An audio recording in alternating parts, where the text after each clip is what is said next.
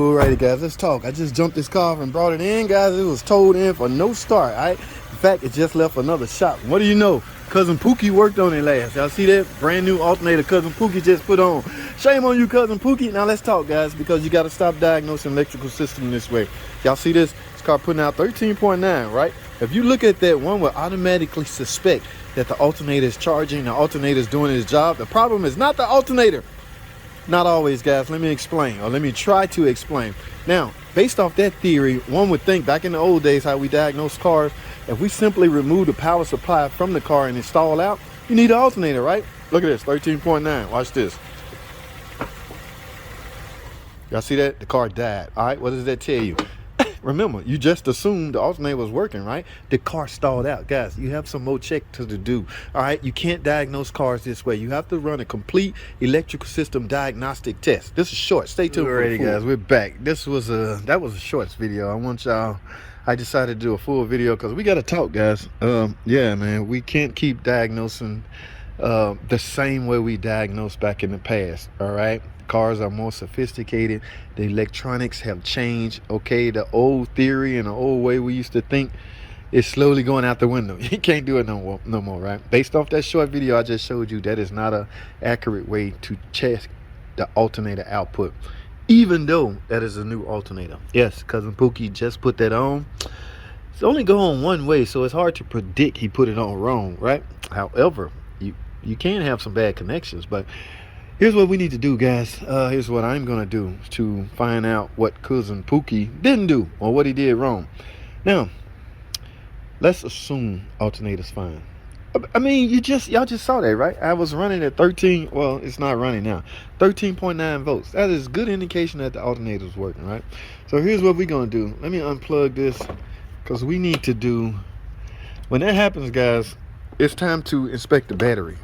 All right, it's time to do a full battery inspection. In fact, in my opinion, the battery is the heart and soul of the electrical system. It should be the first thing you check. All right, but the car was towed in as a no start. Naturally, I went and got my jump box to jump it off. Now here we are. Okay, battery. Where is the battery? You don't see it, right? That's because on this particular car, this is a Dodge Avenger.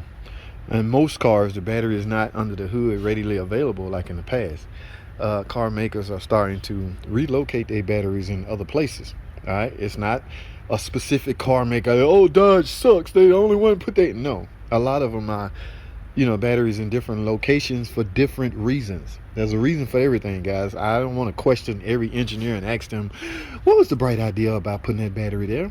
Yes, can you please explain that to me? What was the thinking? What was you thinking when you decided that this is the best place for the battery, under the seat? What was you thinking? They have reasons for that. All right, I just do my part. I'm not going to question the engineers. Anyway, this particular battery is under the left side fender wear right there. Okay, let's think about this for a second. Let's go over some basics, or let's try to. Even I need a refresher course on the basics from time to time, guys, but I'm going to give it a shot. When you take your key, stick it in the car, there's a couple of detents, right, you're going to experience during the cranking starting procedure. You're going to go one detent. Typically that's run, right? And the next detent will be start or crank, right? Now, when you hit that crank spot detent on your key, there's a lot of things that's going on very quickly, mind you, very, very quickly, right? That signal from that ignition switch on this particular car is leading up to here, which is a starter relay. There's no physical starter relay in this tipper, all right? In fact, there's no relays at all, right? Some cars don't have a starter relay. The function is built inside of a module. For those that do have an external typical ISO, International Standard Organization relay, find your relay, your starter relay. Mostly all my no crank jobs are done at that relay. All right, so let's pretend we got one. When you turn that car to crank, that signal from that ignition switch head out to the starter relay. From there, based on a lot of other factors, like if the car's in park or neutral and the security is not activated, the ground signal from the PCM, where's PCM? Right here, should be intact at that relay. So when that relay is energized, 12 volts supposed to go to the starter solenoid, which will allow the starter to crank and spin the car over in hopes of the ignition system latching on and making the car start and run. That's the simple theory behind that. In the real world, all right. Well, in the real world, a lot of things can interrupt that process. All right. So, where am I? Yeah, the starting process.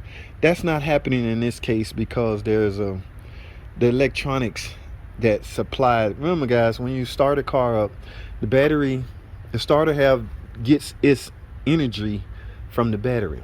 All right. So when you hit crank, the only way that starter is going to spin over has to have some energy from this battery. There's a cable running from the battery to the starter. From there, the starter gets that energy, and the ground is typically, on the case. Starter cranks over. In the event there's poor ground or poor connection between the battery and starter, that can be interruption right there. All right, let's assume that's intact.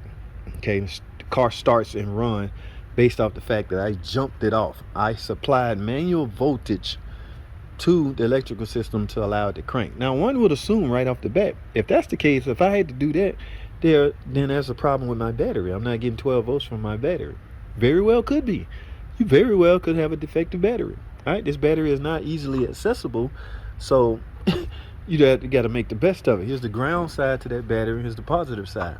You can do some connection testing right here. All right, now I want to go a step further. I want to explain to you what you should be more concerned with, because in order to test the battery, I like to take them out and put them on our GR8 machine and let it do a full load test. All right, check the cells and all that, make sure the battery is able to hold a charge and maintain a charge. That's what our machine would do. It would spit out a pass or fail result. All right, that's what I like. All right, okay, I don't like manual testing. Let the machine do it. That's what we bought this machine for. Now, in this case, let's assume the battery is good. But how could it be, JT, if you had to jump it off? You're right. So let's assume it's not good. Let's assume it's dead.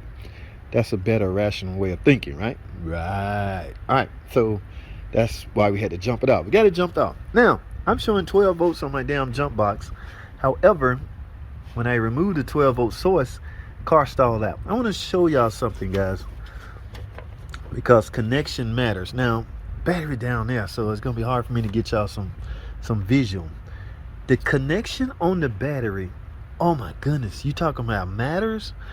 Can I get in here? No, all of this is covered up.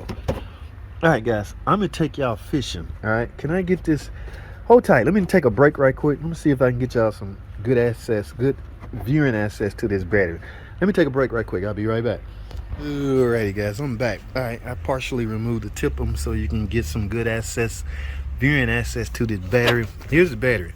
Now I'm gonna have to zoom in, do some camera tricks to zoom in down there. I want y'all to take a look at this freaking. Come on, camera. Take a look at this. Is this positive? All right, positive terminal. Y'all see this terminal, right? Y'all see how boogered up that is, right? In fact, it's not. Look at that. It's not even tight, guys. That could be your sole problem right there. On top of the battery being dead. That's why the battery will not even take a charge. Look at that. Y'all know how I am about battery terminals, right? That's not the most bootleggedest thing I've ever seen in my life.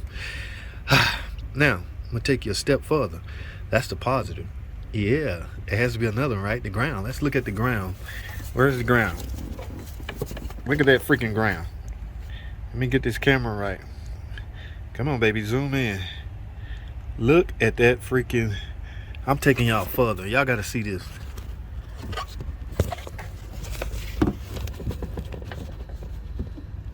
Y'all see that? Do y'all freaking see that? Huh? You see it? Oh my goodness. Cousin Pookie obviously just did the obvious. It must need an alternator. I mean, guys, we all get caught up in the hype. I need to diagnose it as quick as possible. Diagnose it, need an alternator. All right, put it on, get it out of here. That's fine and dandy, but if you're going to do anything from an electrical standpoint, the relationship go to the whole complete electrical system, starter, alternator, and battery.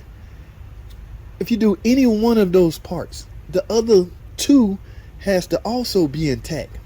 Or one could bring down the other two. One spoiled apple can spoil a whole tree. How that saying go? Wait a minute. Y'all know what I'm trying to say?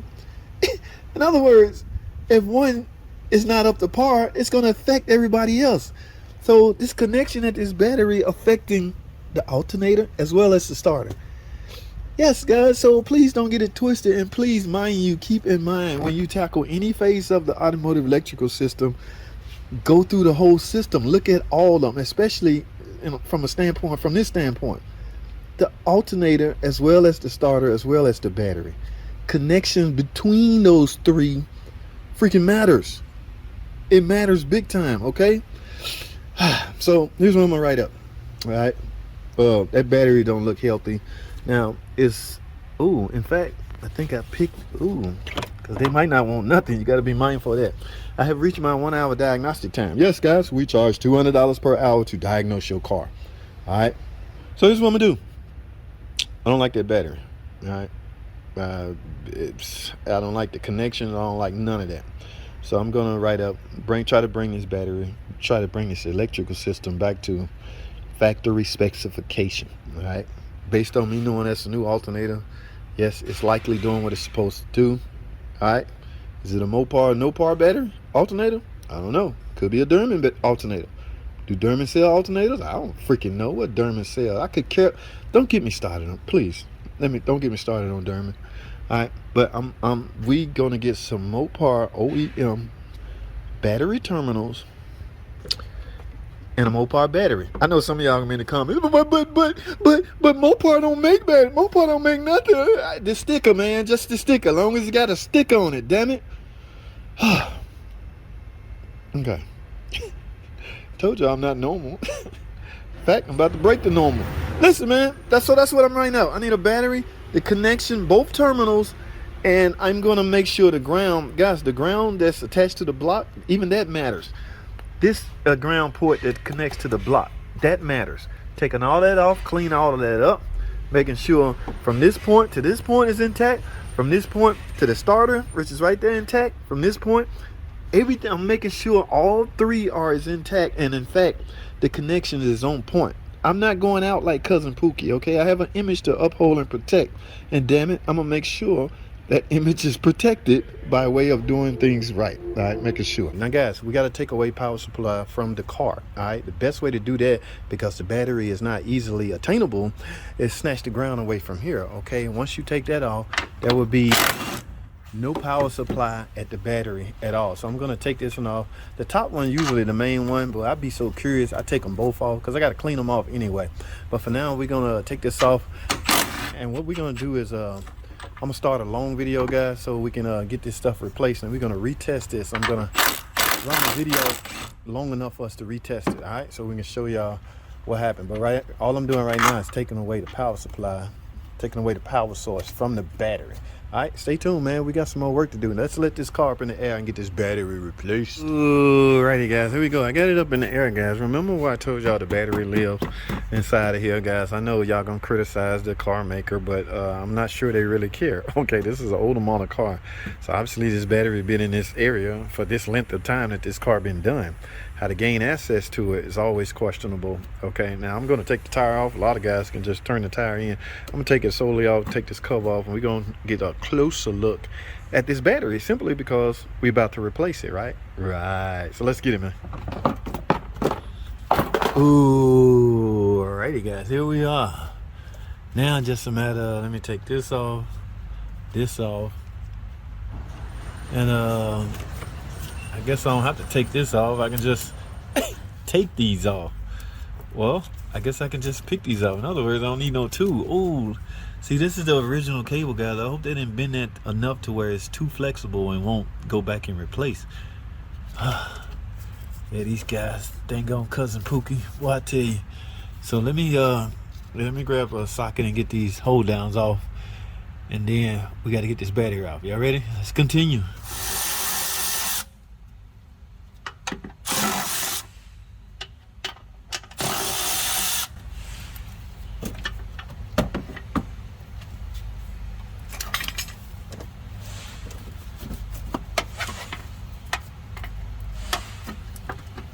All right, guys, now this ground, oh, look at that. Oh, that's worse than I thought. Let me see, I probably could just pick it up with my hand. Look at this crap. By the way, guys, I got the ground hooked up. Look at that. Oh my goodness. Holy.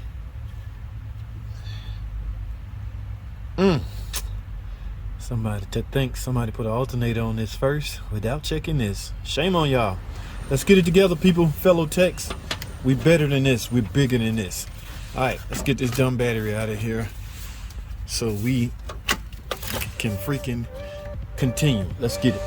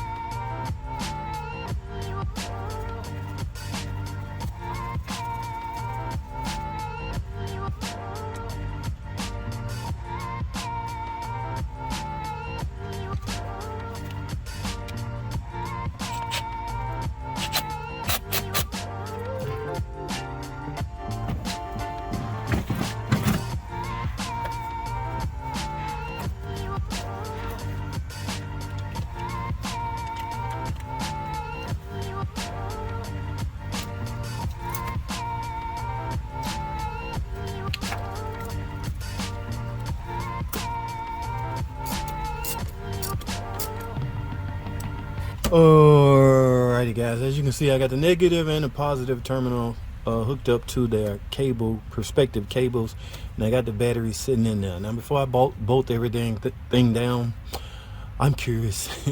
Now, I want to make sure everything is fine, guys, so I don't have to do, I can do this last, bolt everything back up. So let's go back up top, connect the main ground source. Remember, I unhooked the battery ground port up top, okay? That's the easiest access to the battery, to take a power supply from the battery. Remember, it's hard to get to this battery from up top, so just take the negative post off the top. All right, so let's continue. All right, guys, I got the car back down. What we're doing now is hooking up this main. I already cleaned it up, making sure this ground connection is on point, and then we're gonna fire the car up and see that we fix absolutely anything. All right, so let's do this. Now, because this is a new battery, this car should fire right up. Let's find out.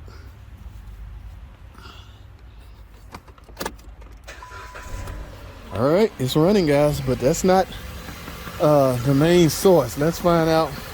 Let's do our bootleg way of testing and see. Well, we was getting 13 volts anyway, guys. Well, the thing was, remember, when I removed the manual power supply, the car would die. So yeah, the car is not dying. The car is running on its own, but it could very well be running due to the fact that I got a new battery hooked up. See, now I'm getting 14.2 volts, guys. Ding, ding, ding, ding, ding, ding. Can you say success? All right, I've already tightened that ground. Remember I told y'all it's a ground cable that's bolted to the transmission. All right, a lot of stuff I did off camera because I'm running out of time and out of space. But our main objective here was to find out, first of all, why am I showing 13.9 volt as if the alternator is charging?